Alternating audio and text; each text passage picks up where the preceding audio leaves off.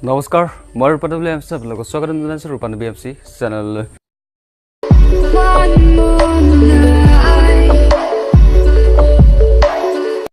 hello' friends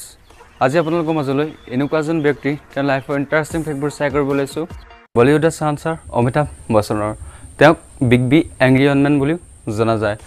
তেওঁৰ জন্ম হৈছিল 11 অক্টোবৰত 1942 এলাহাবাদত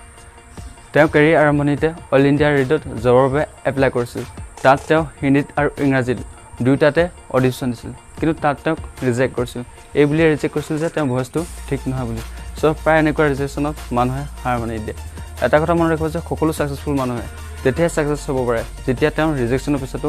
আগবাঢ়িছে চ' যিজন অমিতাভ বচ্চনক তেওঁ ভইচটোৰ কাৰণে ৰিজেক্ট কৰিছিলে আজি সেই ভইচটোৰ কাৰণে কৰোৰ লোক তেওঁ ফলোৱাৰ্ছ চ' অমিতাভ বচ্চনৰ লাইফ ইনচিডেণ্টৰ পৰা আমি শিকিব পাৰোঁ যে ৰিজেকশ্যন আমাৰ এটা লাইফৰ পাৰ্ট জবৰ পৰা ৰিজেকশ্যন মানুহৰ পৰা ৰিজেকশ্যন ইণ্টাৰভিউ ৰিজেকশ্যন এই সকলো ছাকচেছৰ এটা জাৰ্ণি পাৰ্ট বাছ আমি ইয়াক ফেচ কৰাটো দৰকাৰ আৰু আগবাঢ়ি যোৱাটো দৰকাৰ যদি ভিডিঅ'টো ভাল লাগিছে লাইক শ্বেয়াৰ কমেণ্ট কৰিব নাপাহৰিব লগতে ছাবস্ক্ৰাইবো কৰিব নাপাহৰিব থেংক ইউ ভিডিঅ'টো চোৱাৰ বাবে জয় হিন্দ বন্দে মাতৰম